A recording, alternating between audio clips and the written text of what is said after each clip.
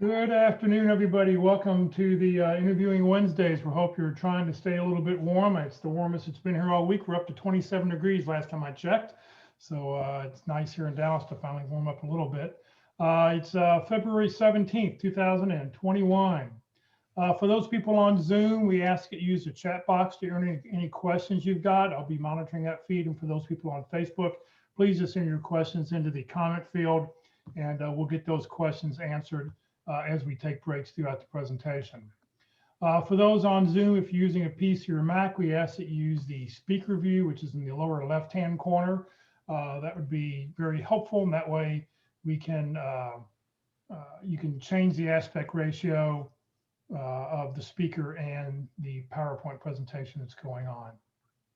Please note this event is being recorded and is currently live on Facebook.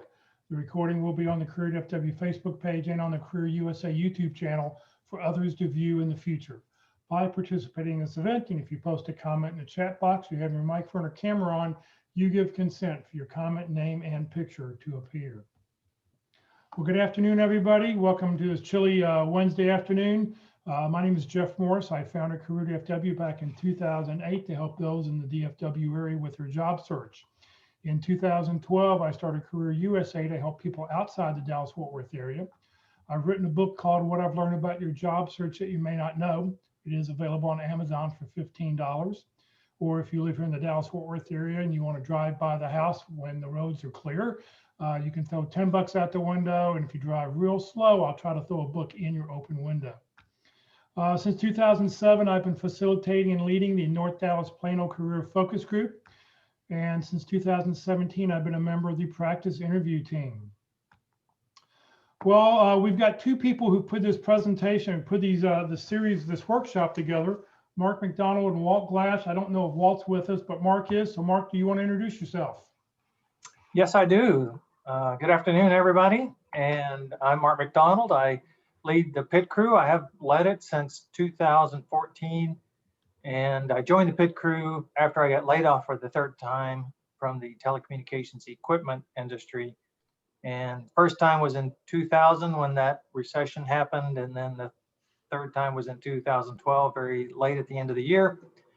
And I joined the crew in 2013 as a volunteer and then started leading the group in 2014. So I've walked in your shoes and been through layoffs and getting back to work. And the last time I got laid off, though, it took a very long time. As a matter of fact, I never did get back into the telecom industry. I took a bridge job and then retired in May of 2018. But that whole time, since 2013, I've been able to be involved in the pit crew, even though I was working. And now we have this webinar, which grew out of our weekly meetings. At the end of the weekly meetings, we have a little education session after the interviews were done, and this is what this meeting is all about. So I encourage you to reach out to me via email at dallaspitcrew@gmail.com and send me your resume and a job description and volunteer to have a practice interview. Now, I think this week is completely shot, but if you go ahead and send your information in, we'll start scheduling them for Monday next week. And we've done as many as 6 in a week. So if there's some slowdown, and I don't know that this is a bad thing but probably everybody's not able to do what they plan to do this week, so it's all going to shift to next week. So if you had an interview scheduled or you have something coming up, go ahead and send your information in and we'll get you in as early as possible next week and go from there. But I need a job description and a resume.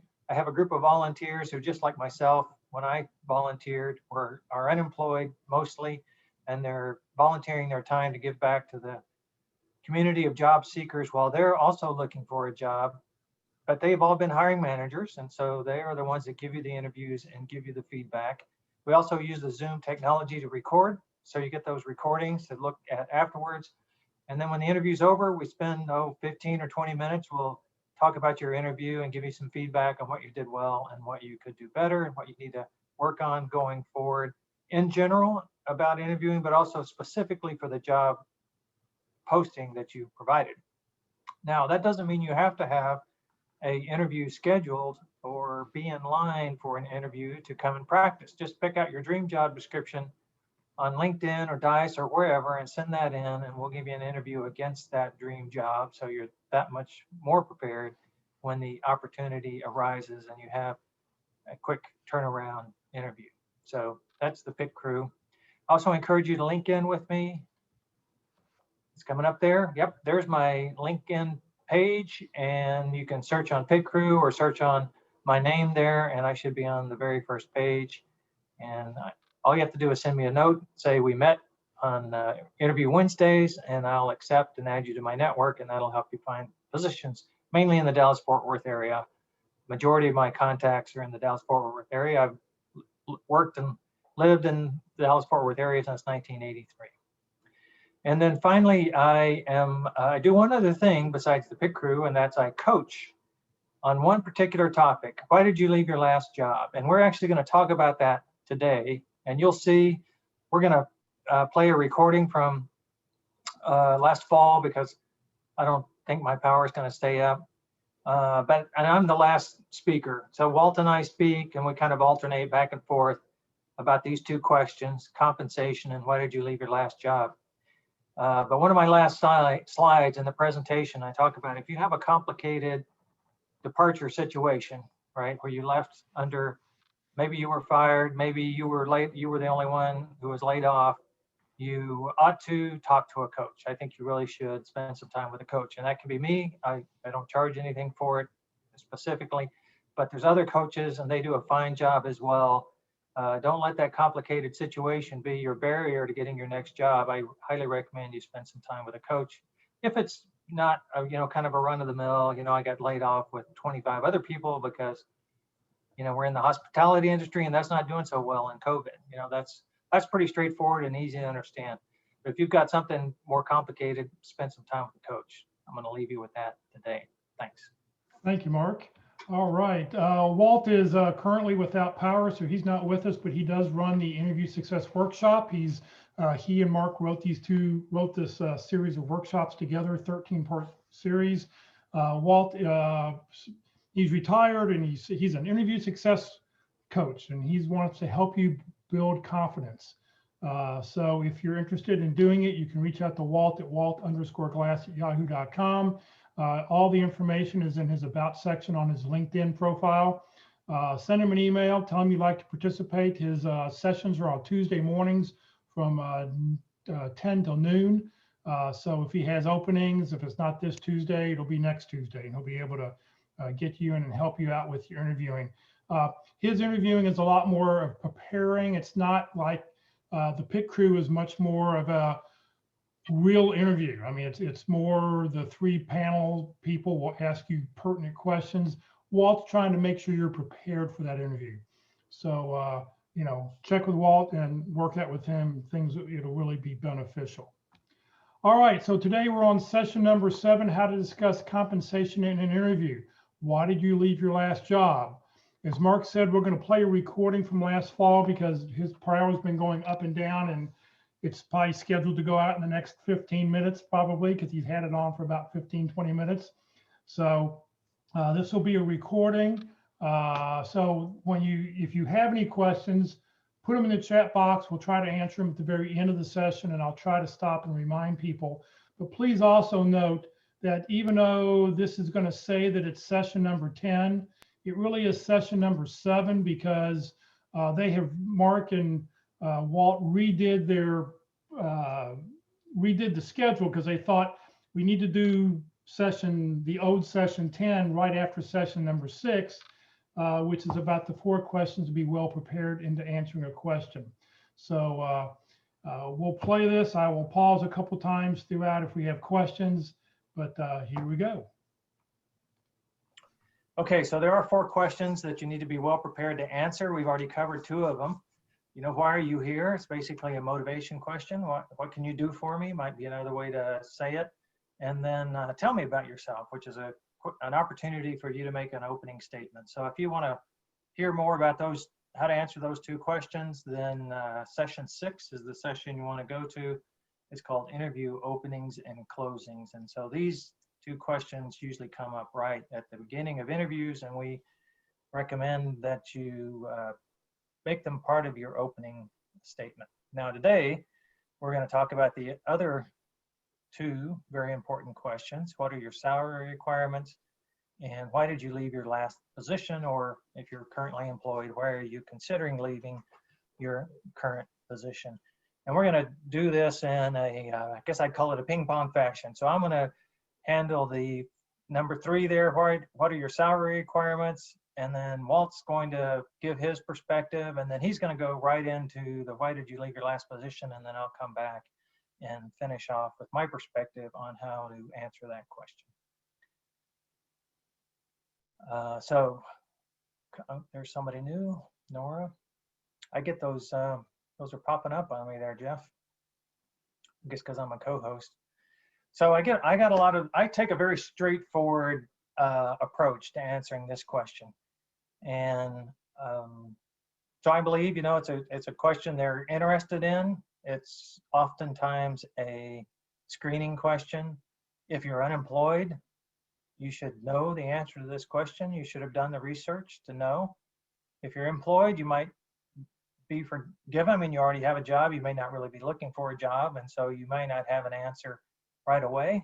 But eventually you're going to need to answer that question if you express some interest, that you understand what the job pays and that implicitly or explicitly that's acceptable to you. So in my perspective, so let's just go forward here, assuming that you're unemployed, like most of you are. And so how are you going to handle this question? What are your compensation requirements? What did you make in your last job? It comes at you in different ways, but a lot of this is from Jay Fusaro, and there's his book, and he also presents regularly. And I highly recommend that you listen to his presentation on how to answer this question. And he goes right to the crux of the matter, because it's not necessarily relevant how much you used to make, how much you did make. It might be, I mean, if the role's very similar, then you can expect different pay. But if you're moving from industries, there might be a different value. And a project manager in the aeronautical business as opposed to any other business, because there's such a big safety component involved in that. You need to do some research, and then when they ask this question, the answer is, for the responsibilities of this position, I would expect, and then you give a range. And then you want to ask what their budget for the position is, or what is the range of the salary grade. Okay, every job description has a salary grade and a range. So Rex Salvett spoke yesterday at Frisco Connect, and he spoke on this topic, maybe a little broader. He talked a little bit about also negotiation. So he's a recruiter and very active in Dallas-Fort Worth area. Now he lives in Raleigh, but for 20 years. And so he made some interesting comments. He said within 4 minutes of any conversation he has with a potential candidate, he's going to ask what their salary requirements are. Okay, what are you looking for? Now, he's having these conversations because he has an opportunity, right? So he knows, and he said very clearly, one of the first things that the hiring manager is going to share with them is what the hiring manager's budget is, So Rex's job, the recruiter's job, is to find someone who is the best match for the requirements and who finds the salary acceptable. So if you're not in that salary range, then you're not an acceptable candidate. And so that's why they ask this question. And it's really to save themselves time, but also you time, because there's no need going through the process if at the end of the process, what they have available to offer is not going to meet your needs. Now, there's some exceptions to that, and we'll talk about them a little bit. But mainly my part of this is how do you get through the interview question, and not so much about how you negotiate. And because negotiation will come, I think I say in another slide. Negotiation really, it's true that you're always negotiating, and as soon as you put a salary down on your application, that sets a number. But the real negotiation, the negotiation about whether you're going to come to work for that salary, starts after you get an offer. Okay. So, and one of the things Rex said is when you provide your range, do a range on a range. This is a great statement. I love this. And so now I'm going to incorporate it into all my conversations about compensation. So if you do your research and you go to salary.com, and salary.com is, Rex showed some slides. It looks really very powerful, and it actually shows you a distribution of the salaries. And you can, set the location, set the title. You can set your years of experience. There's some variables you can add that'll help make that range more specific to your situation.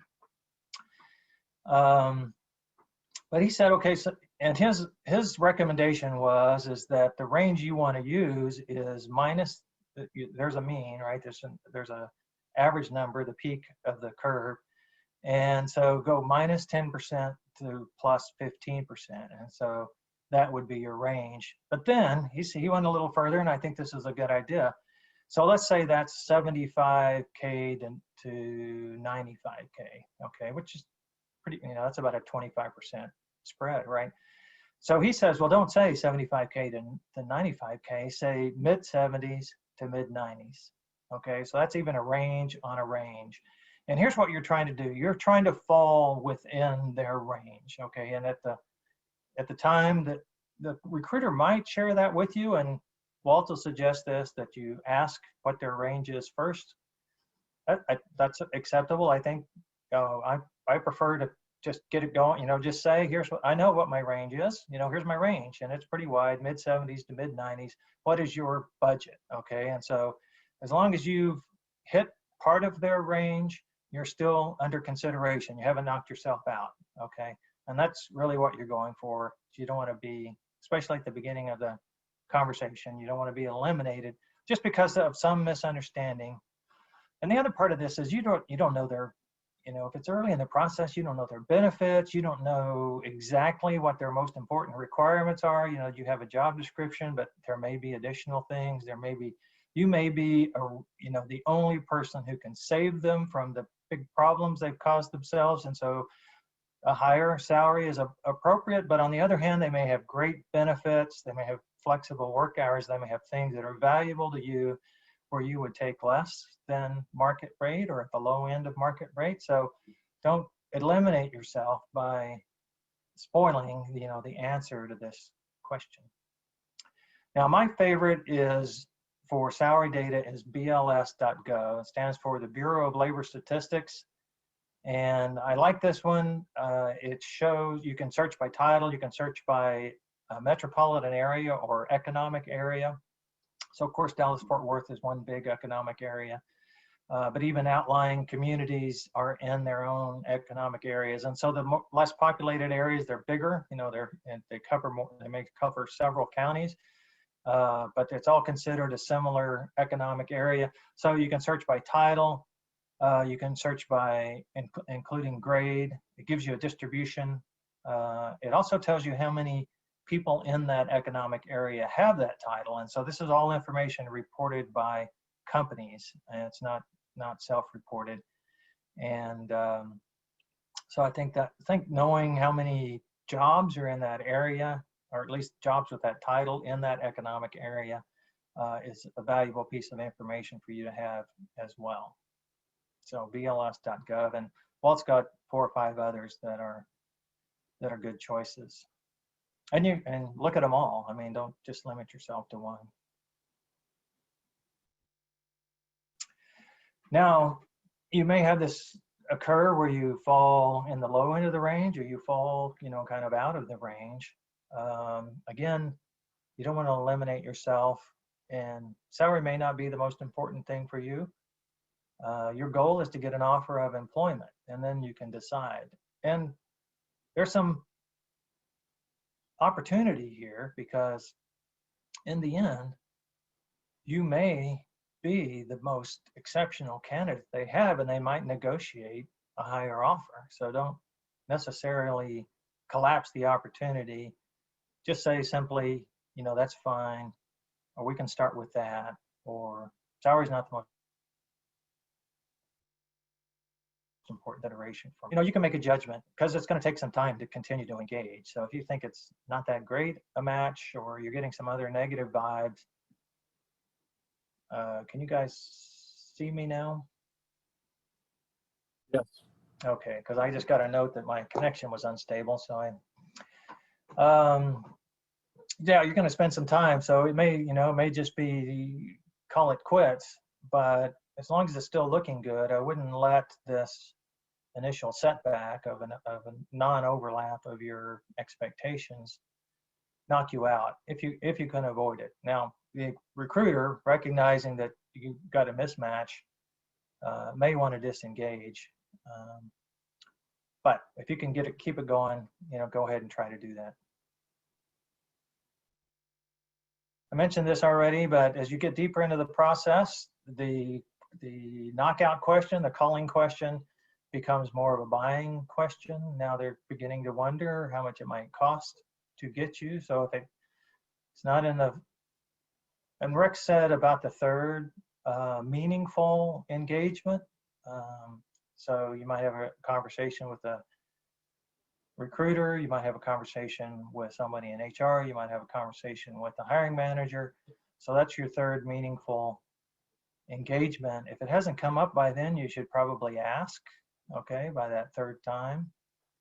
And but they will, if they're interested in you, they will start to wonder what it's going to take to bring you on board. And so that's more of a buying signal. As you learn more and more about the opportunity, you can start tightening up your request. So you start off with maybe this 25% spread, and you can start narrowing it down, and it can shift towards the low end or towards the high end. And depending on how well you feel your match is, and maybe it's an opportunity that you really like to get, but you don't have quite as much experience as they'd like, or you're from a different industry, you might go ahead and negotiate towards the lower end to make your candidacy look a little better, considering you're not the perfect match. So, but that comes later, and that's truly now starting to negotiate if they can afford to bring you on board, if you're one of the top candidates and they want to verify that they're in the right ballpark. So that's a good buying signal for you.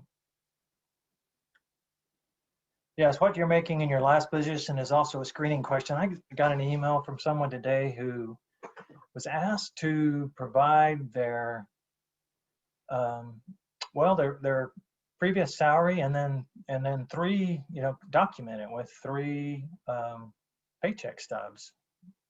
You don't have paycheck stubs anymore, but I guess three paycheck statements.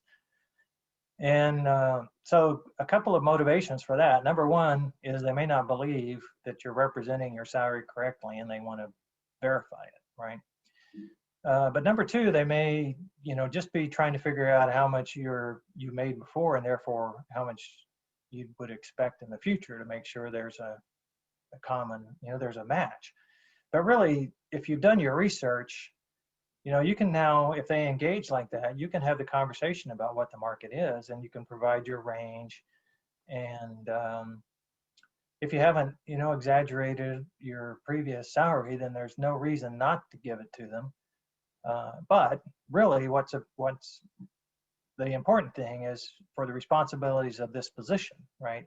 For the responsibility for the new position, what's the market rate, and where do you fit in that market rate? So you can start having that conversation. Initially, you may eventually have to provide the information they've asked for. It may be a matter of trust, but that doesn't have to affect the negotiation, because the negotiation is about what the market will bear and how much help you can be to your new employer. Yeah, and so I've said this before, you in some sense, you're always negotiating, and that's why I like this for the responsibilities of this position. I would expect that phrase, because as you learn more, you can say, is now I understand the responsibilities of this position. And when you hear about their benefit package, you can say, yeah, no, I know more now than I did before, and so this is what I would expect for the responsibilities of this position. So, but the real negotiation starts when you have an offer, the negotiation about whether you're going to come to work for them or not. Okay, and at that point, you've built a lot of trust, a lot of credibility. They want you. and they may be in a position, you may have negotiating leverage because, you may be some distance from their second choice candidate. You may be head and shoulders above their second choice candidate. So it's pay you a little more or start over their search because they're not going to take the number 2 candidate. So you may find at the end that you have some leverage, and so you should negotiate and see, what you can get based on the research you've done and your knowledge now of the position, the benefits, all those kinds of things. All right, we're going to switch now to Walt. Is there any questions? What if you don't have the pay stubs? Yes, that's a good question. You may have to go back to your employer and see if they can provide them. Okay, is it legal? Okay, good question. Good. Let me handle that question real quickly. In some states, it is not legal to ask about your salary history. It's considered a discriminatory question, or a question that an answer that you provide may be used to discriminate against you. So, and California is one of those states. Texas is not, as far as as far as I know. But this first came up about 4 years ago, so it's a relatively new thing. Some people who it applies to may not even be aware of it, and I believe this came up yesterday in Rex Sowit's conversation that if the company is based in California, then they use California law. So the recruiter might be in Texas or Iowa or anywhere, but since the company is based in California, they do their recruiting based on California law, so they cannot ask that question. It's one of those, illegal, maybe one of those legal questions where you want to address the intent behind the question and not provide the answer. And the intent would be, are your salary expectations in line with my budget? And so have that conversation without necessarily disclosing what your previous salary was. Is it appropriate to ask? Yes, it is appropriate to ask if you're in the range. Go ahead, Walt. Okay, let me make a comment on questions. The problem is that hiring people ask illegal questions all the time. They sometimes don't know that it's illegal. I'm not aware of the laws. They may not have been trained or whatever it might be. So when you get an illegal question, you've got a choice. One choice is to correct them on the spot. That may not be a very good technique for getting hired, so maybe I wouldn't choose that one. Your second choice is to go ahead and answer the question, and then when you get hired, or if you get a rejection, you might advise HR or tell somebody that, something's happening or something is, but make sure it is illegal before you accuse or do that sort of thing. But nonetheless, yeah, the question is that's now being voted on is your last job. What were you making in your last job? And so if you don't have pay stubs, they'll ask for 1099s, they'll ask for W-2s and things like that. We take that as a sign of mistrust. They don't believe us or whatever it might be. I take it as legal has advised them to do that because they've been burned before, so they don't want to be burned again. And so they go to this hard line, hard type process to ensure that everything's copacetic. So we'll continue on with a little bit more about compensation. And so let's talk some money. Boy, I tell you, you hit your, anytime you click something or touch a wheel or do something, it will do something, whether you want it to or not in technology. So how much money you want to talk about? Well, let's get down to some real money here. Let's talk about real money, all right?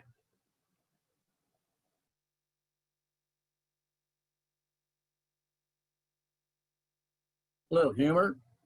So here's a couple of things in the humor category. So the salary range is A to Z. What does that really mean?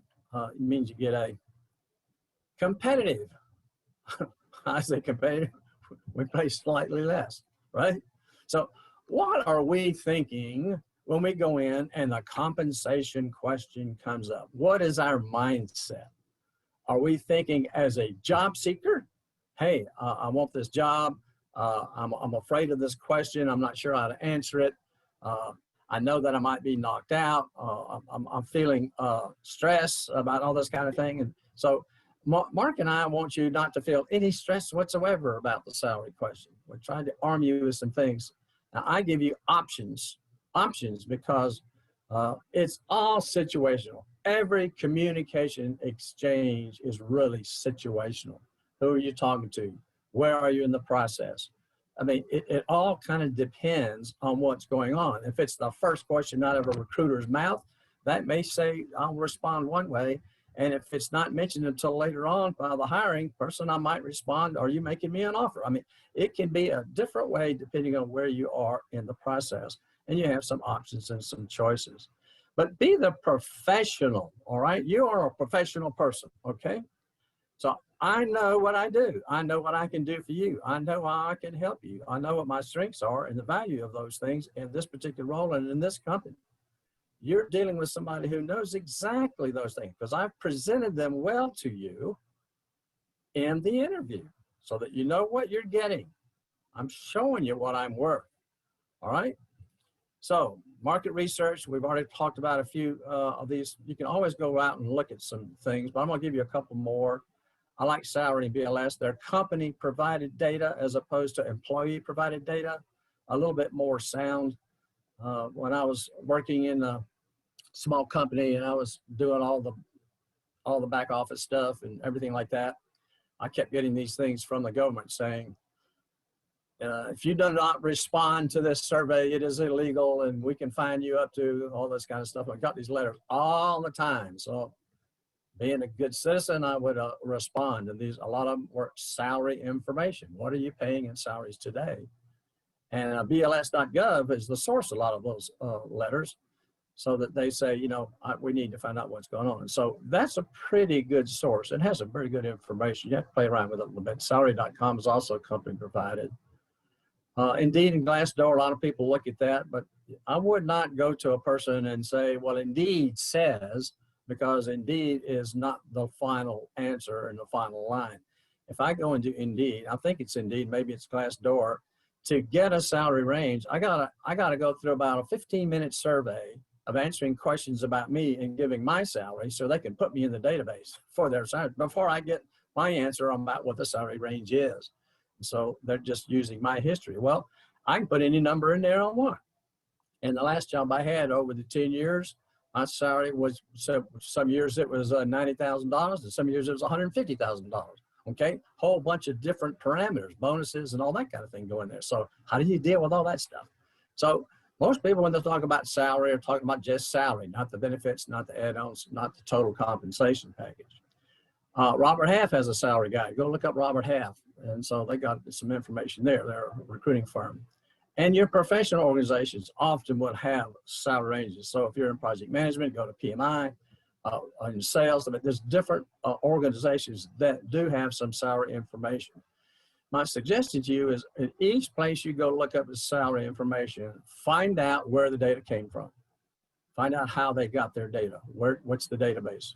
And you'll see that in BLS or in salary.com, they use it. It's from company provided data. So research the markets because you're looking for what does this position pay in this industry in this location. That's the basic parameters. You got to play with position. I mean, there's a lot of names for the same job. So you got to mess around with some of that a little bit, but you got a little bit of time to do some research, find that out. So that when you go into that interview, you're confident in knowing the data and the information you're about to present. You're just not going in the dark. That creates insecurity when you do it the other way. So here's 3 questions that I kind of give you a little bit of information about. What would you require? What were you making? And what is the minimum? All right. How do we kind of approach those 3 questions? Well, where are you? Is the recruiter asking you this question before he asks your name? Find out that who you are on the phone? I mean, is that the first thing out of their mouth? I mean, where is this? Where are you in the process? It really depends your options to answer these questions as to who you're talking to and where are you. Are you talking to the person who controls the salary? Are you talking to the recruiter who screens the salary? You're talking to HR who may do both. I mean, who are you talking to? What does that mean? And where are you in the process? Why do they even ask this question? Well, that's a common knockout question. All right. That's one of the difficult questions we're going to talk about later a little bit, summarize some of the stuff we're talking here. But it's generally an elimination question. unfortunately, I would love to tell people when they ask me what are my requirements or what was I making in my last position. I'd like to say my last position is totally irrelevant to what this position is because they're different. They're not the same position. It should not matter what what's important is what's this position and what's the value. Well, that technique isn't going to get us anywhere. But how can we try to get to that point? Can they afford us? If you go to a smaller company, they may not be able to afford you. I mean, they just simply don't have the budget. So if you're a startup, you come in and you can wear many hats. For the overqualified, you're not overqualified in a startup. They need you to do everything. So all your background, all that stuff, you may be worth $250,000, but they don't have that. They simply don't have it. They can only have so much. So there's other parameters and other things that come in your decision to working there, okay? And some are always looking to lowball, always some are trying to get it on the cheap, always trying to save money. It's kind of funny, but recruiters get paid, generally the contingency recruiters get paid on a percentage of the salary that's hired on. So they kind of like to bump it up a little bit themselves, but you never know what's behind some of this until you get some more information. So, well, let me give an example of something. Go back to the procedure. So some of you may know Kip Lifson. He and I were sitting together in a library one day. We were developing the Reference USA presentation. It's now Reference Solutions, and talking about targeting companies. And he and Kip and Mike Ray were putting that thing together. So then they were going to present it. And he got a phone call. And it was obviously a recruiter. So here's my half. Here's what I hear in the conversation. Hi, yes. Yes, this is Kip. Okay, great. Well, how do I know how to answer that question? I don't know anything about the job. I don't know anything, so you know what the question was. You can tell right off. It says, I don't know anything about the company, don't any kind of information. Do you have a job description? Can you give me some information? So instead of just answering the question, he came back and said, can you give me some information that'll help me answer? He didn't refuse to answer. So, but can you tell me something about it? And it ended up with, he said, okay, great. When I get the job description, I'll give you a call and then we'll discuss this, all right? So he negotiated some more information to help him answer that question so that he didn't get kicked out. The whole objective of these questions, on these knockout type questions, is exactly what Mark said. We want to continue the process. We want to get to the offer. We don't want to let something stop us from getting the job that we want and the company where we want to work. Now, if it's not the place you want to work, and if it's not the culture you work, and this question comes up, this is a good time to bow out. This is a good time to say, this is just not a match here. I don't think there's any need to go further with this. But I'll tell you what, I am out there. I'll meet other people. Maybe I can introduce you to some people that maybe fit this role, and you start going into helping them. I mean, that's going to make a huge difference. Plus, you're keeping that door open for something potential to show up there in the future. So the other end of the conversation was maybe some of you know Charlie Zinger. He's out at the White's Chapel, South Lake Focus Group, and he was giving a presentation. And so he was telling a story about, he asked a person what was their salary requirements. And so they tried to delay, which is one of the options. And he said, and Charlie knows this game. And he said, no, I just need a number here. And so the person tried to delay again. And Charlie said, listen, we're not going any further until I get a number from you. There's no need to go any further without going ahead and talking about the number. Now, in that particular case, I would have said to Charlie, I said, I agree, Charlie. So what is your range? Okay. He would have laughed. He would have come back because, we're playing this game back and forth. Because people say, whoever mentions the numbers first loses. I've asked several people, what do you lose? And a lot of people can't answer that question. You lose leverage, okay? You've started negotiation. And that may be fine. It's not negative if you've started it. But at some point in time, you got to give a number. So you need to give a number. And you can decide, is this that point in time or not? Should I try to delay or not? So let's talk about these particular questions. What were you making in your last position? The approach we're going to use is not fair to compare. Please don't say that in the interview. don't correct the interviewer. Don't tell them they didn't ask the right question. Don't get after them. Don't chastise them and say, hey, you shouldn't be asking me this. So, but that's the strategy. So the words are something like, you know, that position and this position are different. I know that the level of authority and responsibility they had back then is different here. In fact, would it be all right with you? Now, this is a key thing here because I want to stay on their agenda. I don't want to just say, I don't want to talk about it now. And I've had people say that, said, well, I'd rather talk some more before I answer that question. All right. Well, the interviewer wants to talk about it now, and you don't want to talk about it now. So interviewer thinks that's a very, very negative thing to say. So we don't want to do that. But would it be all right with you? And then you give them a reason to not talk about it now. And one of the things you say, salary is not the most important thing to me. But if you're going to say that, I'd like you to follow up with what is the most important thing to you, all right? And generally, it's going to be the job and the company are the top two things in deciding to come to work here, all right? And everything's looking good so far. If it's genuine, if it's authentic. Then we ask, but I am interested, what is your range? So I give them a reason not to ask. Would it be all right with you? We spend some more time to understand the level of responsibility, the authority, the expectations you have in this role.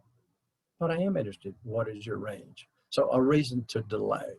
Now, Mark likes to just go ahead and give them, and that's fine. There's nothing wrong with that approach, you know, if you want to do that. I like to have the option. I would love not to talk about salary until the offer. That'll never happen. I don't think I've ever heard. Well, it can. If you get through an informational interview and it morphs into a hiring interview, and then you start talking about things, and then an offer might come towards the end. So that situation can happen where you don't even talk about money. So find out to them, but always come back and ask them what their range is. So, you know, I'll show you mine, you show me yours. Now, what would you require in terms of salary? So repelling and nailing and responding and nailing is kind of what I'm talking about. Do I repel by giving them a reason not to answer, or do I respond? All right. Now, let me tell you something about the response. And, you know, I'm very much in favor of what Mark says. I also talk about wider ranges early on and narrow them down and that sort of thing. But know what the bottom of the range is so that you don't undervalue yourself. If you look desperate and, you know, it's an $85,000 job, and you're willing to take $65,000 just so that you can get in, people won't hire you because you're undervaluing yourself. You know, be fair to yourself, all right? And then know what the high end. You don't want to top yourself out. You don't want to get over that maximum and have that too high of an expectation. So you can kind of mess with your range numbers depending on where you are in the situation. Early on, a little bit wider, just like Mark was talking about. So responding. Now, there was a phrase that Jay Pissarro likes to say, you know, based on what I see on the responsibilities and authorities of this job, I would expect X to Y, all right? Oh, there's another phrase I give you a suggestion or an option to use, which is based upon what I know now, right? Which may be a little, maybe some, maybe a lot, whatever it might be. But based upon what I know, it would seem to like that this job would be in the range of X to Y. But I am interested, what is your range? So now you are giving yourself the option to change that later.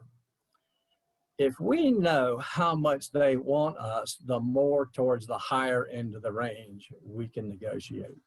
We can mention, we can have a higher range if we know how much they want us.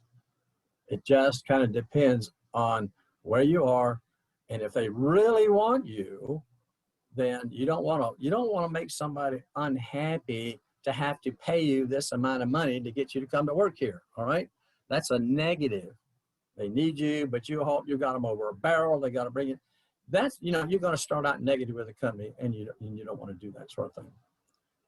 All right. And what about your minimum salary? Now, why would somebody ask about a minimum salary? Well, that's lots of times it's because the company can't afford you.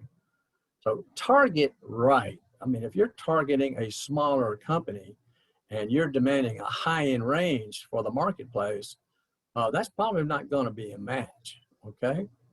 So understand what your target is and what size company you're dealing with and what information you can find out about them. So be prepared with that research and company knowledge.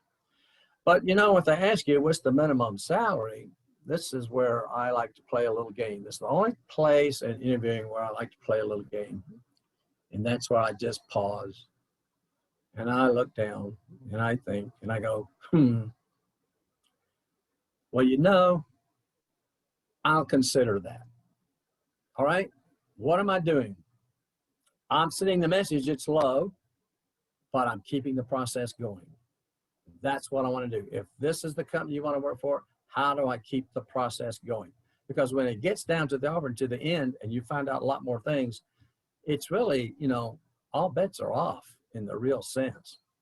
But if you come back and you say, you know, I agree to a range of, you know, they say, well, our range is X to Y. And he says, okay, well, that's fine. But now you have negotiated yourself within that range. You can't come back and say, well, I want the high range plus 10% now because I'm worth a lot more. So if you just say that based upon what I know now, that gives you that option to change that as you go further into the interview.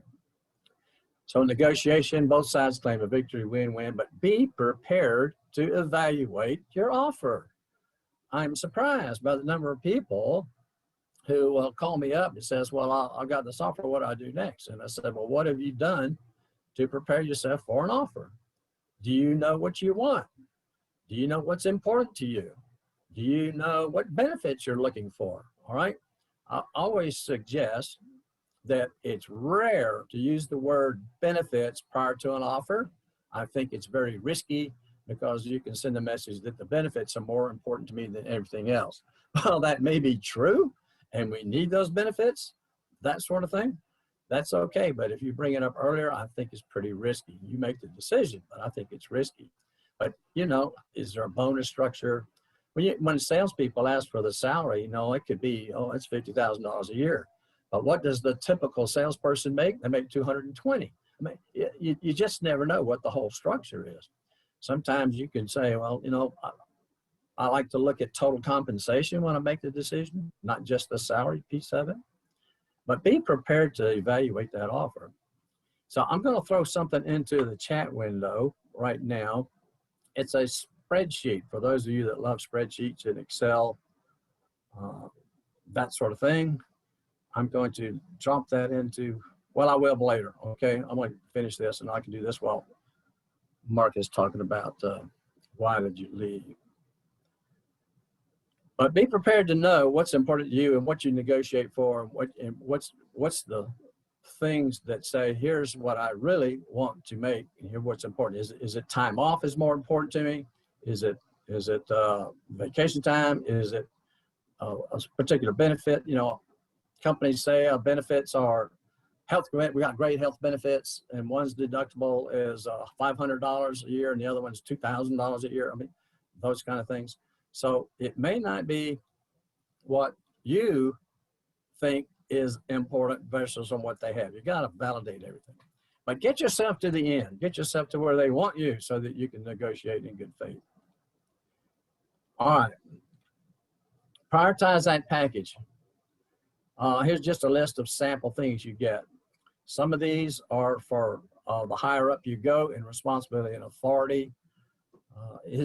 Is a covered parking spot close to the entrance important to you? Is that really what you're looking for? To have your own parking spot? You get to go underground and park in the underground parking, or that sort of thing. How important that is it to you? I really loved the underground parking when I worked in Detroit because I could drive out of my garage in the snow and the mess, and I could go underground and get out, and I was never having to walk or go through the snow. So that was really nice in one of the jobs that I had. But know which are important to you. And this is the template that I was telling you about that I'll drop into. It's got some packages to compare what you were, and here's the new, and it's got some automatic formulas in some of the files that kind of monetize things, so you can kind of translate some things into money, so you can try to compare and look at. But I'll drop that file in for you later. Now, what do you do on a job application? A lot of people say, I don't know what to do. I just got a call this last week. It says, well, they want to put a number in there when, I'm not sure what to do. I said, well, you got some options. Number one, it may not be a required field. But if it's required, you can enter a 1. You can tell them and send them the message, I'm going to play the game. All right. I'm not going to tell you it's too early. They know what you're doing. We're not fooling anybody, right? But I want to get this thing in. Or you can give them an amount. All right. But if you want to give you an amount, I would suggest that we enter the target salary based on what we know now. Here's the target salary. And in an open comment box, put in this phrase: all salary figures reported on this application reflect my current salary target. All right. That gives you protection in W-2s, 1099, whatever it might be. So this is a salary target, not necessarily what I was making in the past. So questions on compensation. Every time I share my screen, my chat window hides. Yeah, Raj wants to know, what's the difference between vacation and paid time off? Probably nothing when you get down to it. I'm not sure if a company offers both of those.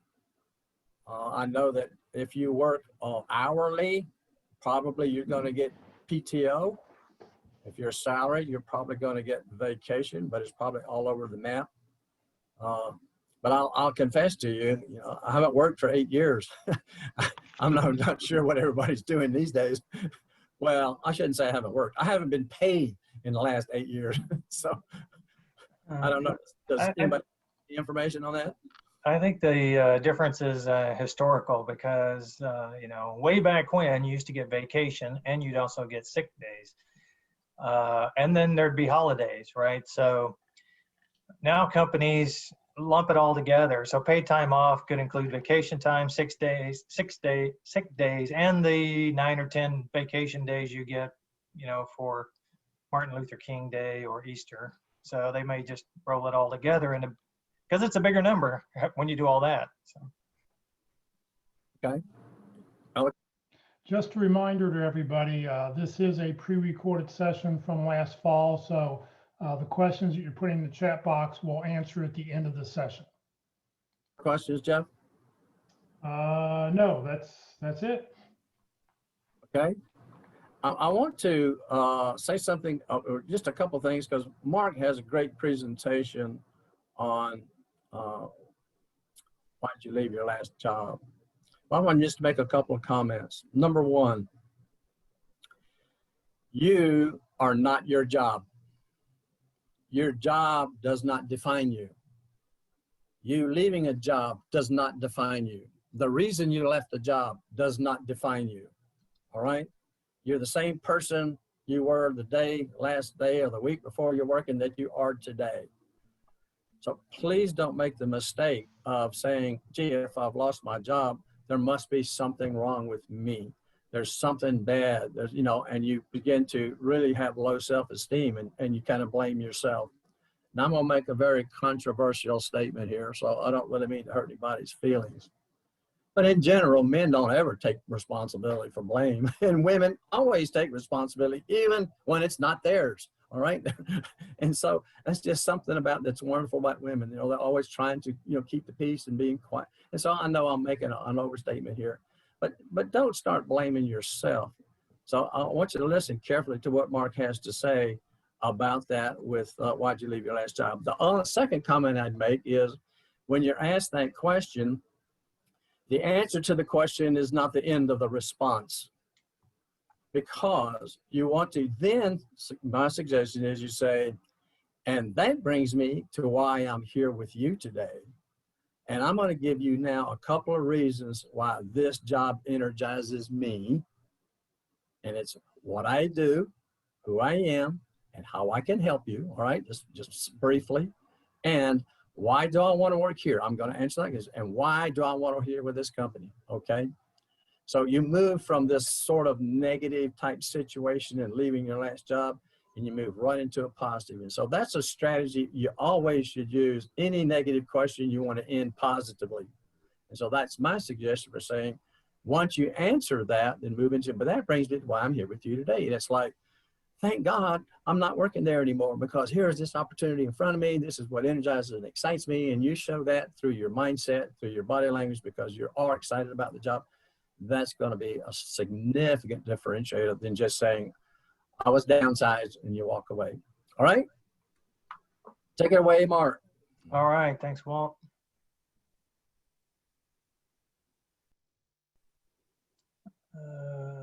Here we go. All right. You guys got that now? Why did you leave your last job? Got it. Remember, All right, I told Mark good. everything he knows. So yeah, I do coach on this topic, and I might get a little, I don't know what the word to say. I might get a little engaged in this. We'll see.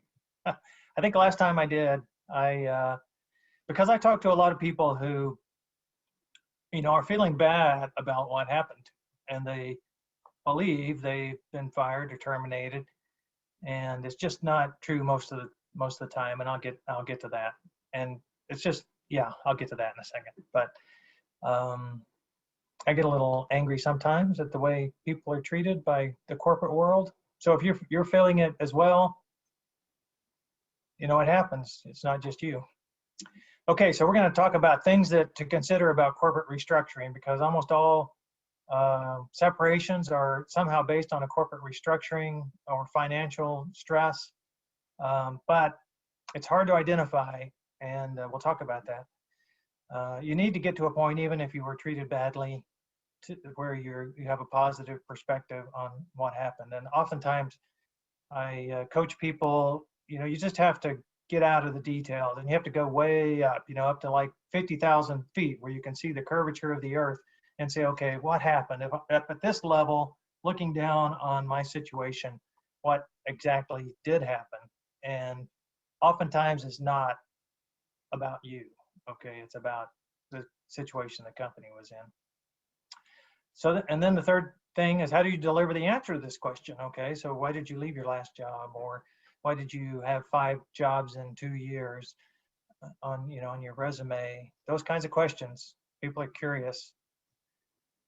Then that may not be the end of it. They may have other follow-up questions, and so we'll talk about how to answer those. And they may have reactions, so we'll talk about some of those.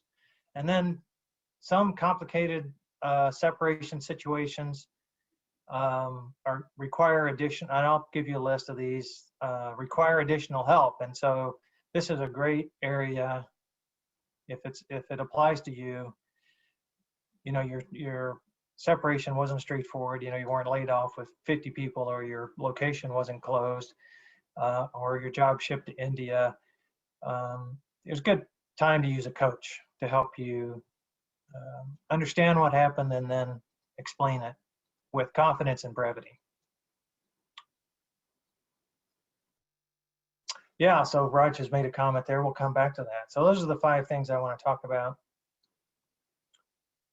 So corporate restructurings are a common reason people end up out of work, okay?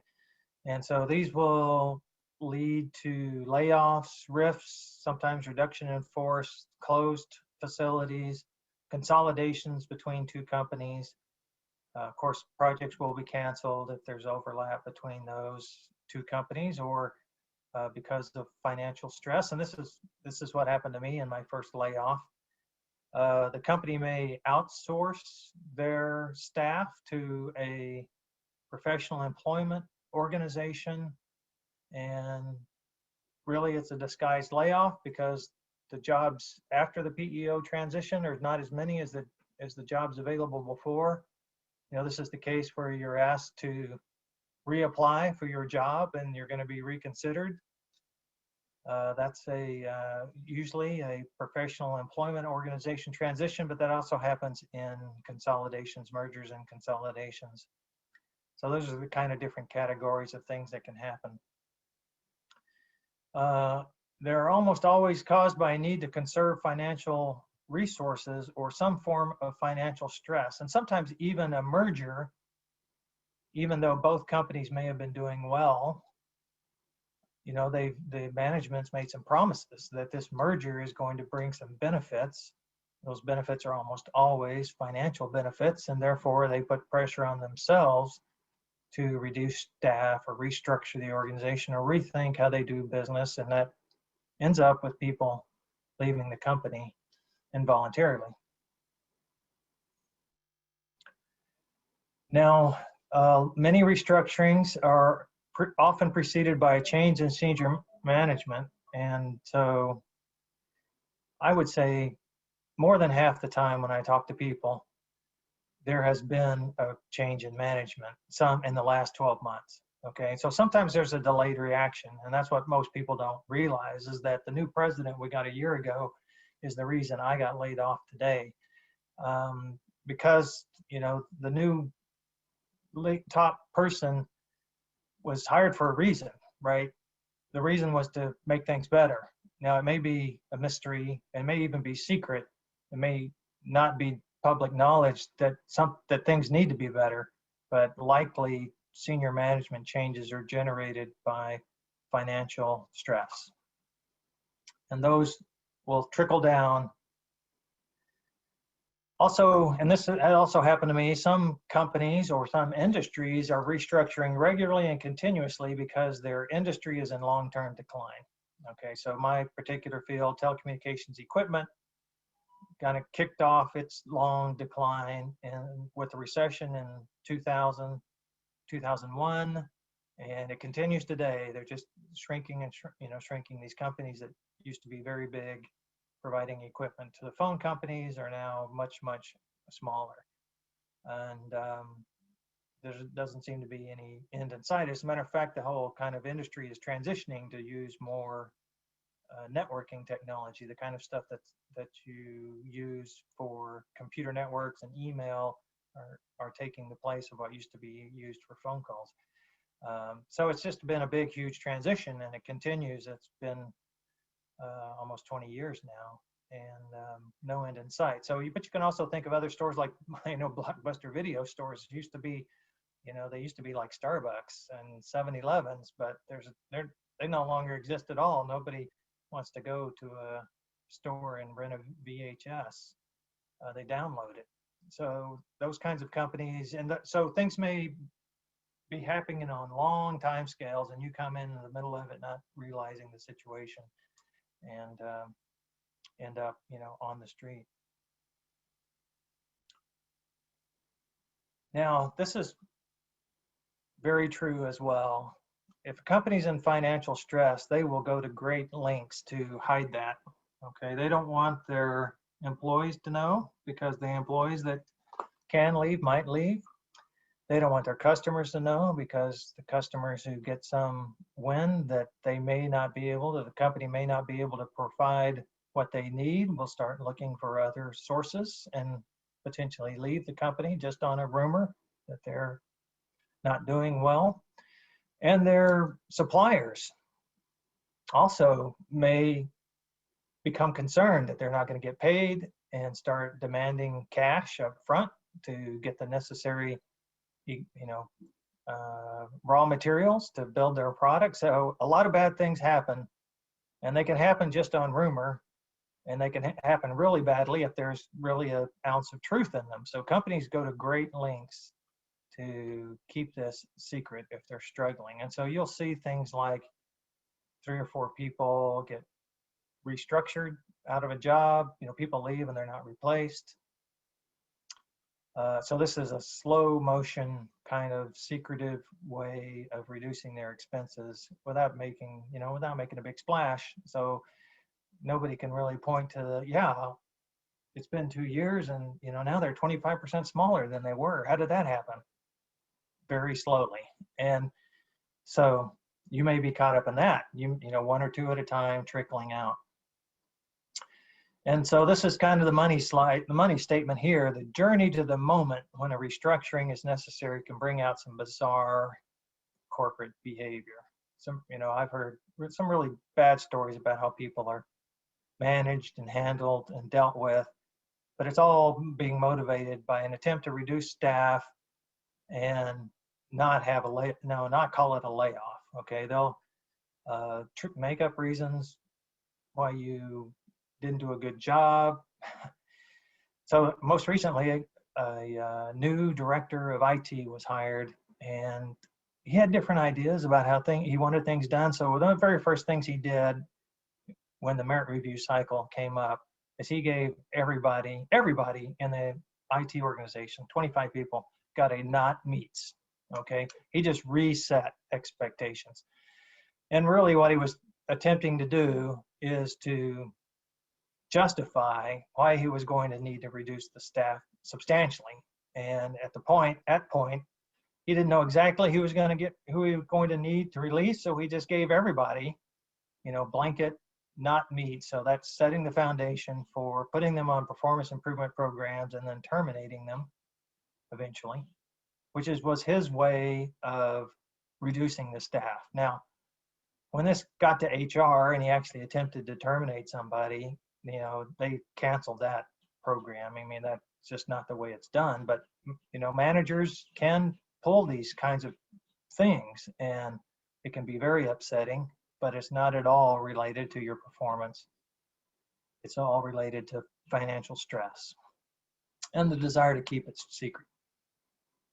So something to think about, when I first got laid off, and I started going to networking meetings, I was amazed at the ability, there's this feeling that if you get, and I don't think it's as bad as it used to be, but if you got laid off, there's something wrong with you, right? You wouldn't have been laid off if you were doing a good job, but that's just not the case anymore. And so a lot of people end up on the street who are very, very capable, and it's likely you as well. So it's a stressful time to be unemployed, and it becomes even more stressful when, you think that it was your fault, and then, you got to go and interview, and people are going to ask you this question: why did you leave your last job? It'll be good if you can set aside the details, and maybe a coach can help you. Certainly, if you want to talk to me, you can reach out to me at the Pit Crew, and we can have a confidential conversation about your situation. But the details are really not that important. Okay, what's important is that you're available now, and Walt mentioned this, you have an opportunity to go forward and find another, if it was a good role for you, find another good role for you. If it wasn't that good, you have an opportunity to find a role. You also have opportunity to volunteer, to learn new things. So as best you can, you want to come to a point where you're positive about the future, and you're not going to let the past dictate your perspective on the potential of finding new and successful work. And, part of my separation story, part of my personal story is the first 2 times I got laid off, I had pretty big teams. And because the industry was in decline, these were truly restructurings. So my team of 55 or so engineers and product managers in 2002, we were working on brand new stuff, fiber to the home, completely cut the whole team. The whole team was wiped out. Okay, I laid them all off, and then I got laid off.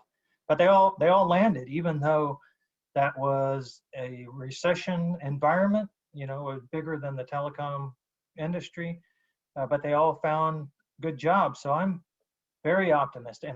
And the second time was very similar situation. And I was in Raleigh. I'd moved to Raleigh by that time. And again, the company I was working for was shrinking. And so they just decided to close the Raleigh office, and everybody in the Raleigh office, which was again about 60 people. So same deal. And except for this time, I, turned off the lights and locked the door. I was the last person out of the building. But they all landed as well. So I'm very optimistic that you will find something as good or better than you had before based on those 2 experiences, even in tough economic times. So I hope you are able to get to that positive perspective. It's going to help you a lot when you get to this question. So let's talk about how you deliver the answer to why did you leave your last job. So you want to say, thank you for asking, something to the effect, I'm grateful for my time at ABC Corporation, the name of your company. I learned a lot and I contributed a lot. Okay, so that's a key phrase. I learned a lot and I contributed a lot.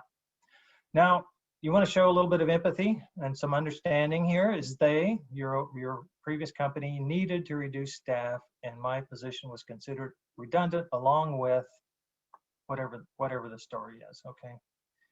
So this is an empathetic statement. It means you understand from the company's perspective that they needed to do something, okay? It's not an unfortunate event. It's not a sad event, something they needed to do. And you may have had some advanced inkling of this, so that'll help you with this empathetic statement, but it's very positive for the interviewer's perspective. If you're not blaming or complaining or bitter about what happened to you, it may be unfortunate, but in one sense, but it's also fortunate in the sense that you're now talking to your potential new company, your potential new hiring manager. You have valuable things to provide, and there's an opportunity for you to help out.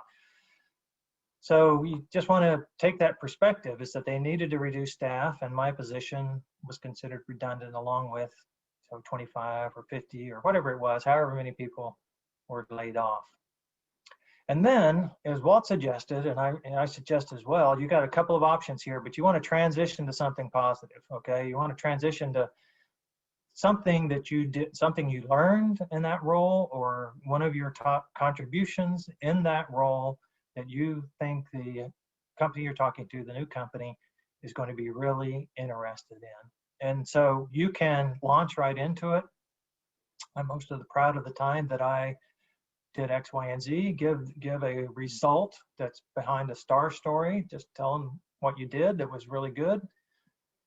Or you can say, you can ask now, because you're going to ask, would you like to hear about a time where I saved my company $1 gazillion by doing something, right? So you're asking permission now to move on to the next topic. So I think either way it can go. You can just, it's only one sentence. You can just say, I'm most proud of the time I did X, Y, Z. Would you like to hear about it? But you're moving away now, because really what's important is what you can do for them, how you can help them. And, the separation, is behind you. You're positive about it. It was something they needed to do. Now let's talk about what I can do for you.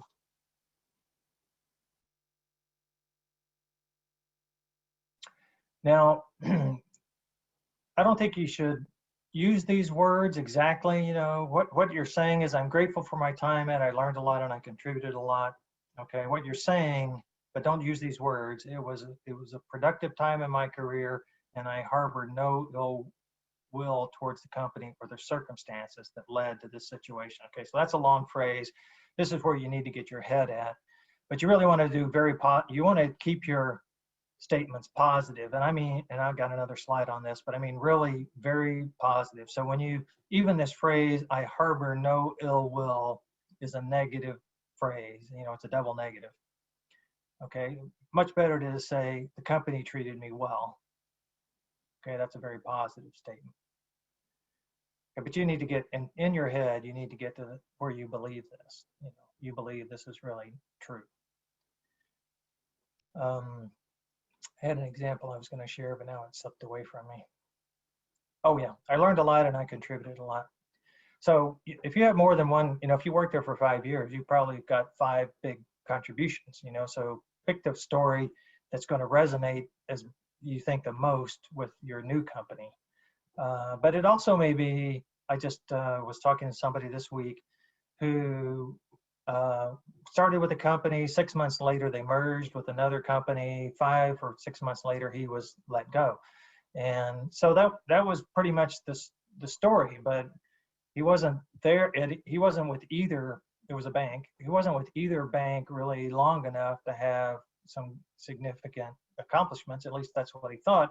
So I said, well, you learned some things. You learned how 2 different banks in a short period of time, less than a year, run their underwriting, right? So you gain some knowledge and perspective on the industry.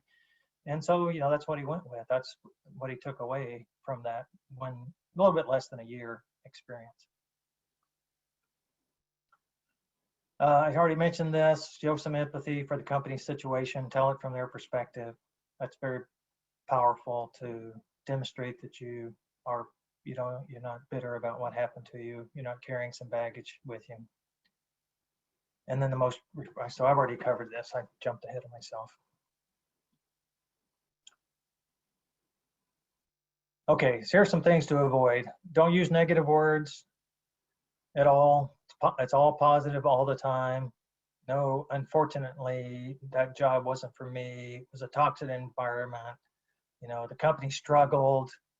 I even had one candidate in the pit crew said that was a crazy place to work. And so my feedback to him afterwards is, I didn't ask during the interview. I said, what did you mean by crazy? Was that crazy good, crazy bad? Was your boss crazy? Were you crazy? What did you mean by crazy? Okay, so so he didn't mean anything by that. It was just,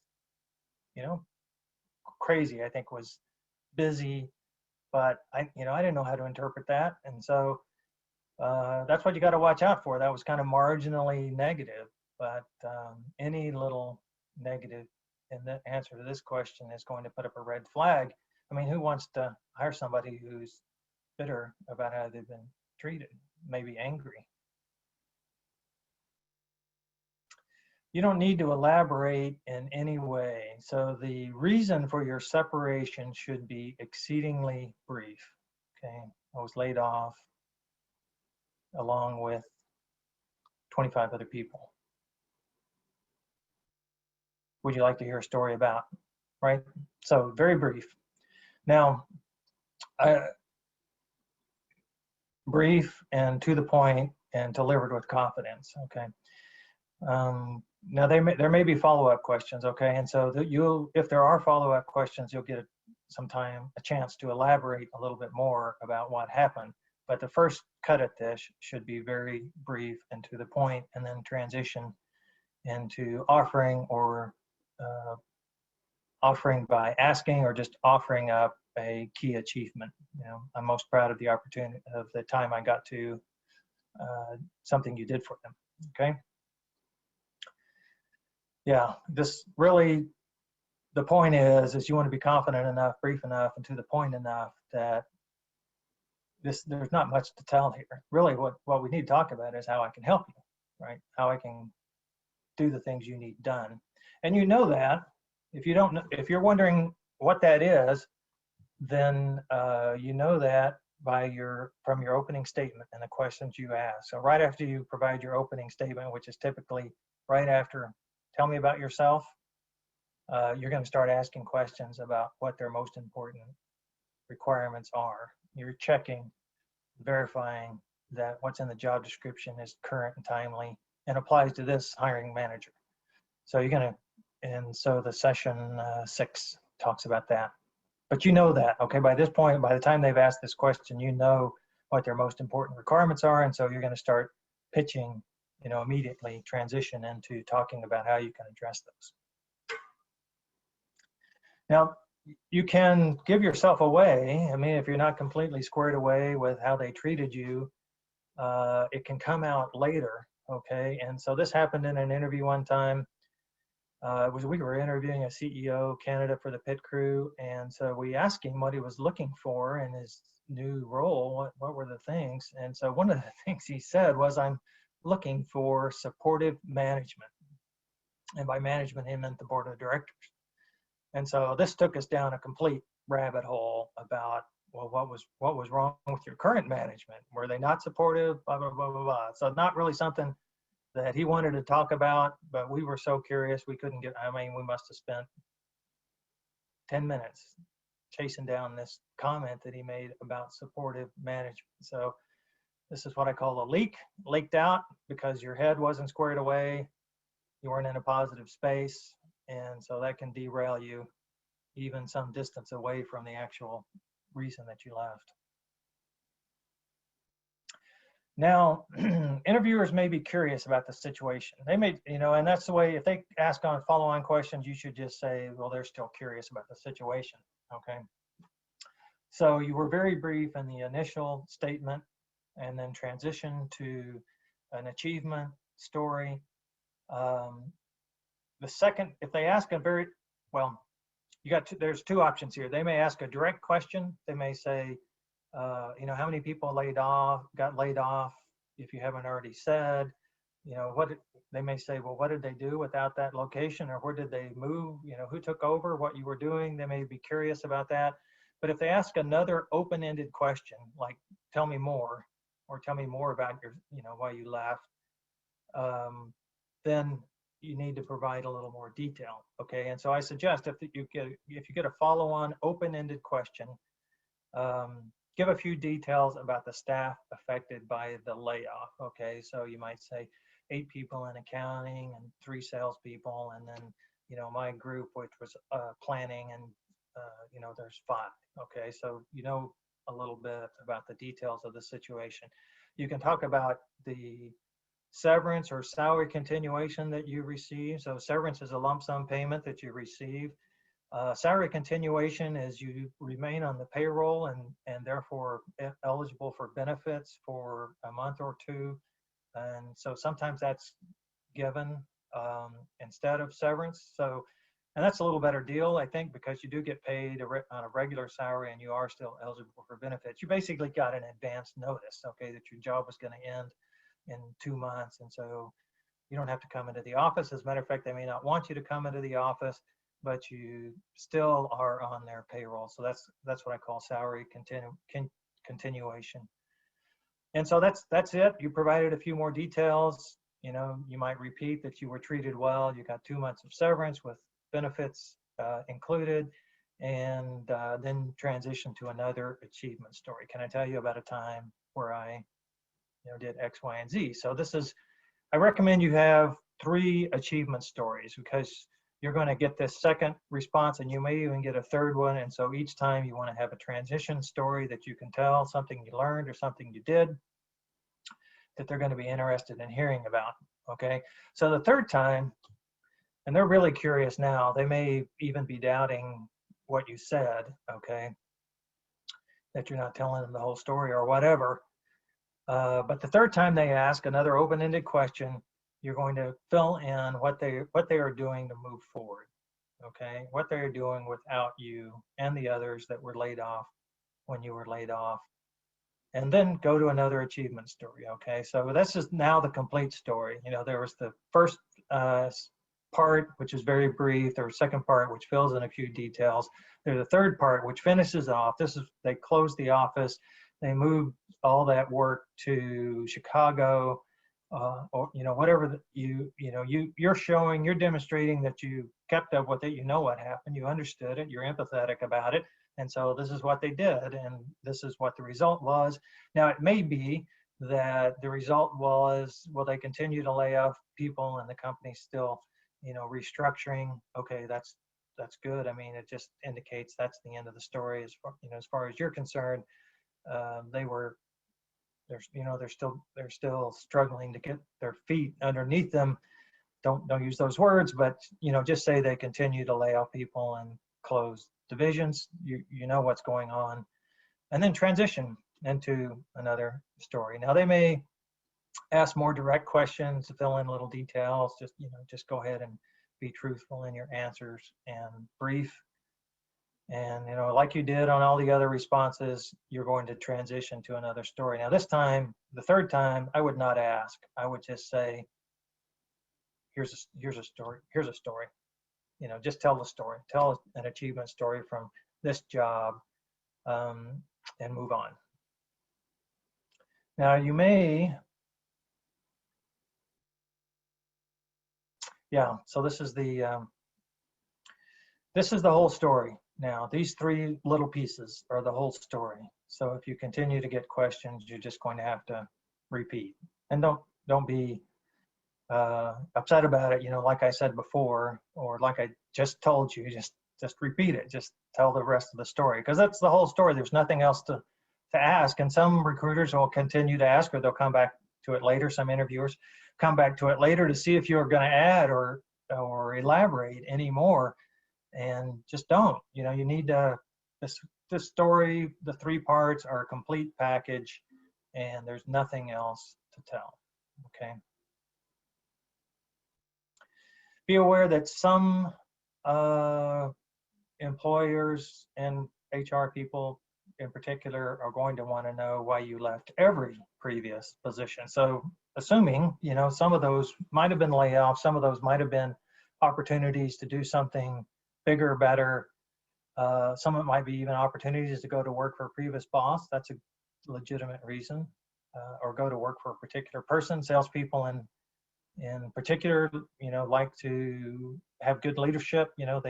They will move around to stay with a sales manager that they've done well with before. So those are good reasons, and you can just have a very straightforward answer. You don't have to give a long explanation, but you should be prepared to say why you left every position that's on your resume. Okay, now some people, if you haven't already mentioned it, some people will ask these follow-on questions. Did you receive a severance package? Okay, so this is a question really aimed at figuring out if you were laid off or you were involuntarily separated, because if you were fired for cause, you probably did not get a separate severance package. You're not eligible for a severance package. Are you eligible for unemployment? Same deal. Okay, if you were fired for cause, they will challenge your unemployment. Unemployment office will deny your unemployment. You may have to go through a hearing, okay, and get that reversed, if it wasn't truly for cause. So this example I gave earlier where the manager gave everybody a not acceptable merit review, and then later on put a few of the people on a performance improvement plan, and then started to go through the termination process. This is exactly what happened. So he was successful in pulling that off until it got to an unemployment challenge, and then it all unraveled. Okay, so the person I was coaching got a severance package. They still were out of the organization, but the real reason, the motivation was saving money. So they got severance and unemployment. But that boss was bad apple. Did that make you angry? So now they're trying to solicit some emotion out of you. And so if you reach this empathetic state, it's not, the answer is no. I understood why they needed to do it. It was a necessary thing for the company. And now now I have this opportunity to talk to you. If you had the opportunity, would you return to work for your previous employer? So kind of a trick question, because you're moving forward, you're going forward. It was a great place to work. You learned a lot, you contributed a lot, but now I have an opportunity to help you out, use my skills to help you out. So no, I'm not going back, I'm going forward. The silent treatment. So this is, some interviewers use this technique, especially when they ask tough questions, like tell me about a time where you made a big mistake, or you failed, or you didn't achieve your goals, or why did you leave your last job? They'll just go silent. You'll answer, you'll give your answer like I suggested, and they don't say anything. So a lot of people will then start to extemporate. They'll just start to talk off the cuff, which is exactly what the interviewer is looking for, to get the straight skinny. But don't take that. You've got your story, and you're going to tell it in parts. And if they give you the silent treatment, you can say, did I answer your question? Do you have a follow-up? Just don't start talking. Okay, no telling what's going to come out of your mouth. Okay, if you have more complicated separation situations, this is time to talk to a coach, a career coach. And Carol Burkell, I know coaches, all of them do. Walt, you can hook to Walt, Jack Bick, Carol Burkell, those are ones that are involved with the pit crew, and they can all help you out if you aren't able to answer this question in a very straightforward, brief, and confident manner. So if you left voluntarily, but you don't have unemployment or severance, you just left a job, that's why would people do that? They might do that because they had an illness, so that's one of the other categories, or they need to help a family member. So those are other cases where you want to get a coach involved to help you tell that story. You may have indeed been fired for cause. I was, thinking about this as I prepared today, and I've done between 250 and 300 of these coaching sessions, and I can only think of one person who was actually fired for cause, and he knew why. He stole some things, and he didn't intend to do that, but that's the way it ended up, and they wasn't discovered for a month, so he had plenty of time to return what he had taken inadvertently, but he didn't. So, but that that's kind of the percentage. You may think you were fired for cause, but it's a very low probability that's the case. But there may be a restructuring and it was only you. So again, talk to a coach about that. And I mentioned these two: extended illness or caring for a family member. If you've had a series of short-term engagements, this used to come up more often, but the period between 2008 and 2015 was very tough economically. And so some people just had a series of short-term jobs and they were not very confident about explaining that, but it's pretty straightforward once you think about it at the 50,000 level. So talk to a coach. Should you practice today? Yeah, absolutely. Contact Walt, send in your resume and job description to the pit crew, practice early, practice often, and we'll give you a chance to answer this question about why'd you leave your last job. We may give you a chance to answer the salary requirement question. Practice, practice, practice until you can't get it wrong. Well, that was Mark and Walt. I appreciate their time and what they presented for us. It's sort of funny, Mark fell off about a half hour ago and Walt has now joined us. So welcome, Walt. Thank you for being with us. So I'll send these questions to Walt. We'll let him answer them, okay? AC asked, I've been in the corporate world for 15 plus years, but been self-employed the last 2.5 years as a consultant. I set up an agency, I've hired people, but I want to get back to the corporate world. What's the best way to answer why do I want to leave self-employment and looking to get back to corporate? Walt, you want to answer that? My first question is you tell me. I mean, just maybe this isn't the right response, but tell me what's on your mind about why are you wanting to get back into outside of self-employment? I don't see AC. Hi, I'm sorry. I'm sorry. Can you hear me? Yes. Yes. Hi. Okay. Hi. Sorry, I wasn't prepared. Okay. Well, I have always been in the corporate world, and I feel like the self-employment type of life is not for me, and I enjoy being a part of the continuous growth of an organization instead of going from project to project and saying goodbye and getting off. I also like the team environment where we can continually grow. I just miss the corporate environment, and I also miss the steady paycheck. That's the truth. So I'm not quite sure how to package my exit statement. I would answer 1 and 2 and not 3. I'm sorry? The first two things you said were great. I enjoy the corporate environment. I miss the teamwork. I miss the continued growth of the company.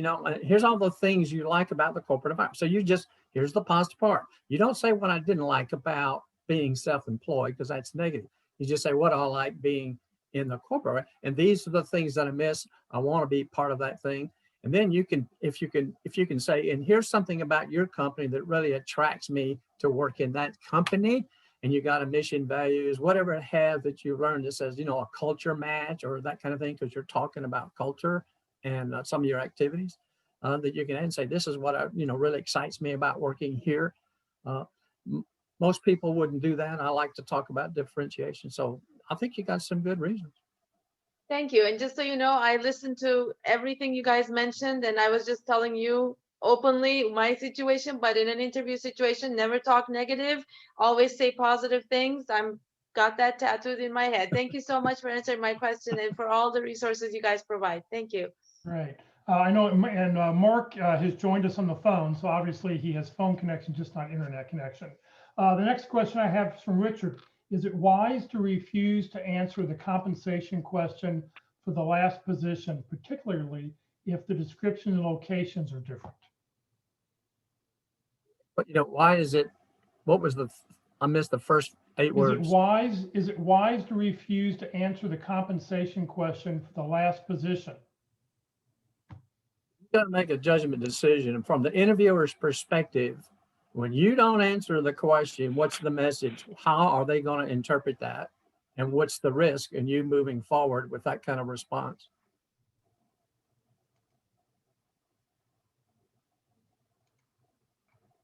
Okay. Can I add something there, Jeff? Yeah, go ahead. I would answer that question. The first attempt to answer that question would be to try to defer, right? As Walt said, but let's say you can't defer and they want a number, then you can still use for the responsibilities of this position, I would expect, okay? And so now you're telling them based on your research what the range is. So you're answering the question, do you understand, that this is what is available to pay, and implicitly you're accepting that because you've applied for the job, okay? Now, sometimes they really want to know that number from your previous employment, and there's some positive reasons why they, from their perspective, why they really want to know. So if you are applying for like a director level job and you haven't made director level money, then that will show up in this answer to this question, what did you used to make? And so that may be what they're fishing for. Ultimately, as Walt said, if you refuse to answer it, they're going to be a little suspicious. So. Okay, great. Let's see here. I'm heading down the rest of the questions. Looking at that, I wanted to add something. Yeah, go ahead. I was able to put the offer evaluation template in the chat window that I had on the video. It's an Excel spreadsheet, and if you're not an Excel master, you might not really be happy with it, but you don't really have to be. But anyway, it gives you a list of things you can prioritize before the offer. So as you're talking about things, what is it that's important to me about my benefits, my salary, and all those other things, and know that going in so that you're prepared to answer that particular thing. Number 2, sometimes I fear that when we say something like, just tell them I learned a lot and accomplished a lot. Okay, name 2 top things you learned. I mean, if you're not prepared to answer a follow-up question on what you learned, so you need here's what I learned list, here's what I achieved list. You need those things. So be prepared. Don't just use the words we say. All right, I'm a little concerned about that because you got to think about what you're saying, not just, Walt told me to say, I learned a lot. No, we're not telling you that. We mean that you did learn a lot, and you can explain that. You can give that. So be careful. Don't use the McDonald's approach. We just gave you the hamburger and fries, and now you can eat them and live happily ever after. Right. And for those people on Facebook, if you want Walt's template, you can email me. Just send me an email at webmaster@careerdfw, webmaster@careerdfw.org. Let me know you're looking for the template from the interview workshop, and I will get that to you. It's in the chat window, Jeff. Well, but for those people on Facebook, they can't. Yeah, I'm sorry. You're right. Yeah, for those people on Facebook. All right. I know we've run way over. We're 10 minutes over. Just a couple other things going on. Don't forget, join Career DFW and Career USA each week. We have training sessions going on. Every Tuesday, we do a LinkedIn session. Every Wednesday, interviewing. Every Thursday, effective resumes. And every Friday, the North Dallas Plano Career Focus Group. Let's see here. Tomorrow on our Effective Resume Thursday, we have a special guest speaker. Rex Sayat will be with us to talk about strategies to beat the ATS system. We'll also be giving away a couple months, 1 month, 2 licenses for a free month use during the month of March of jobscan.co, a great way to compare your resume against job descriptions. On Friday, the North Dallas Plano Career Focus Group at 9:30 in the morning, we'll be talking about making sense of life's changes. Next Tuesday, our speaker will be Kurt Vondermatter, LinkedIn from a recruiter's eye. Kurt spends about $10,000 a year with LinkedIn to have the recruiting package, and he'll show us what it looks like in the back end. So always a very interesting presentation. Join us next Tuesday. Next Wednesday, we'll be on session number 8, asking questions in the interview. So we've already done sessions 1 through 7, and next week will be lesson number 8. Also, I'm pleased to announce that starting March 1st, we're going to start a new weekly workshops on Monday, and the topic will be networking. How to network, why to network, how to use LinkedIn to network, how to network or not work. So I'm going to have a bunch of different speakers every Monday talking about networking from their aspects. So starting March 1st, Mondays at 1 o'clock. So we'll be going Monday, Tuesday, Wednesday, Thursday at 1 o'clock with different workshops. This session has been recorded. It will be on the Career DFW Facebook page and on the Career USA YouTube channel for you to go back and view. We do not post the slides because without the words, you really sort of miss the meaning of the slides. So you'll be able to go back and watch that as often and as frequently as you like to watch to be able to catch up and see it. This recording will be up on the YouTube channel. It would take about 2 or 3 hours for it to get up this afternoon. On the YouTube channel, be sure you're looking at the playlist. It's the easiest way to look at things. And then underneath, don't click on the video, but click down where the green arrow is and it says view full playlist. When you click down there, it will then come up with a list of all the different topics and the dates that we've talked about these things. And that way you can pick the session that you want to see again. If you're not receiving emails about our workshops, I put out 6 emails every week. Please join the Career USA mailing list. You can send an email to career+subscribe@groups.io. I'll have this email address up at the very end of this presentation. If you'd like to join our Career DFW and Career USA LinkedIn groups, you're welcome to do so. You can apply. I'll take a look at your profile and we'll get you on there. Please remember, Career DFW, we're a 501c3 nonprofit organization. Walt's a volunteer, Mark's a volunteer. All the speakers who talk to all the different workshops we do are volunteers. In fact, today is our 201st workshop that we've put on. Today is number 201. None of them have gotten paid. They all volunteer to speak and try to help you because we want to help you land your next great opportunity. We survive on donations. It helps pay for Zoom. It helps pay for the web name, the web hostings, and the things we have to spend money on. We have no full or part-time employees. I'm a volunteer, just like all the speakers. We are here to help you. Please consider making a donation when you get your next job. Help us out to continue on. So thank you very much for joining us today. Have a great rest of the week. Hopefully temperatures will continue to go up from here, and we'll see everybody tomorrow or Friday or one day next week.